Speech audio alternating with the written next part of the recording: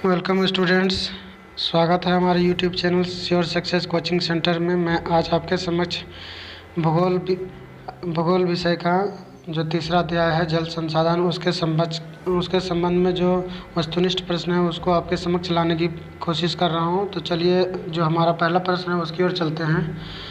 निम्न में से कौन जल संसाधन के कारण नहीं है? तो दुनिया में तीव्र गति से जनसंख्या का बढ़ना, जल का असमान वितरण और मांग में वृद्धि ये जल संकट के कारण है। लेकिन बांध और जलाशय के निर्माण के कारण दुनिया में जल का जो संकट है वो घटता है। इसलिए तीसरा नंबर इसका उत्तर जो हो जाएगा बांध और जलाशय का निर्माण। विश्व में जल के कुल आयतन का कितना प्रतिशत भाग महासागरों में है?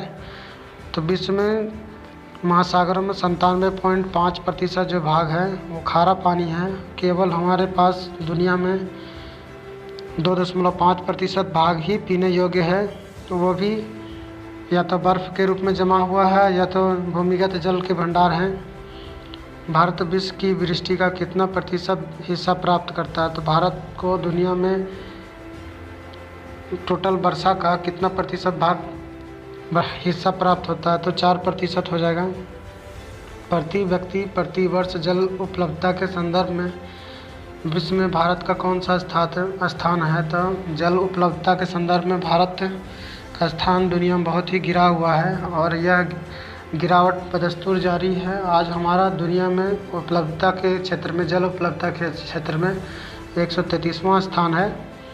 2025 में विश्व में कितने लोग पानी की किल्लत को झेलेंगे?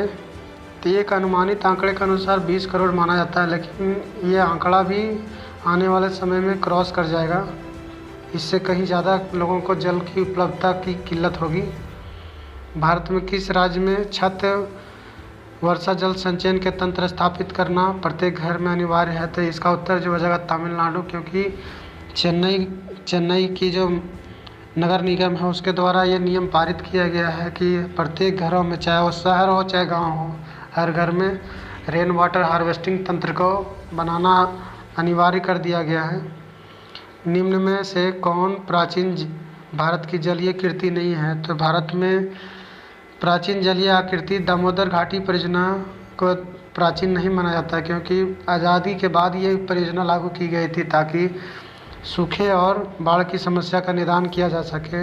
अर्धशुष्क राजस्थान में पेयजल संग्रहण के पारंपरिक तंत्र द्वारा निर्मित भूमिगत हौज क्या कहलाते हैं? इसको हम टांका कहा जाता है। नर्मदा बचाओ आंदोलन किसके विरोध में चलाया गया था? तो नर्मदा बचाओ आंदोलन सरकार की गलत नीतियों की वजह से जो नर्मदा सरोवर बांध की जो ऊंचाई बढ़ाई गई थी, जिसकी वजह से नर्मदा नदी के जो अस्तित्व को खतरा उत्पन्न हुआ था, इसके कारण से यह आंदोलन चलाया गया था। इस आंदोलन की प्रणेता जिनको माना जाता है वो मेघा पाटेकर थी। पश्चिमी हिमालय में सिंचाई के लिए बनाई गई वाहिकाएं क्या कहलाती है? इसको हम कुल और गुल दोनों कहते हैं, इसलिए ए और बी दोनों हो जाएगा। प्राकृतिक जल का शुद्धतम रूप वर्षा जल को राजस्थान में पुकारा जाता है, जिसको हम पालर पानी भी कहते हैं। बांस ड्रिप सिंचाई प्रणाली किस राज्य में स्थित है? तो बांस ड्रिप प्रणाली उसी राज्य में कारगर है जहाँ पे प्रतिदिन या नियमित रूप से वर्षा होती हो। तो मेघालय का एक ऐसा राज्य है जहाँ प्रतिदिन बारिश होती है, इसलिए वहाँ पर इस प्रणाली द्वारा सिंचाई की समस्या का समाधान किया जा सकता है, जबकि अन्य राज्यों में ऐसी प्रणाली विकसित करना असंभव है।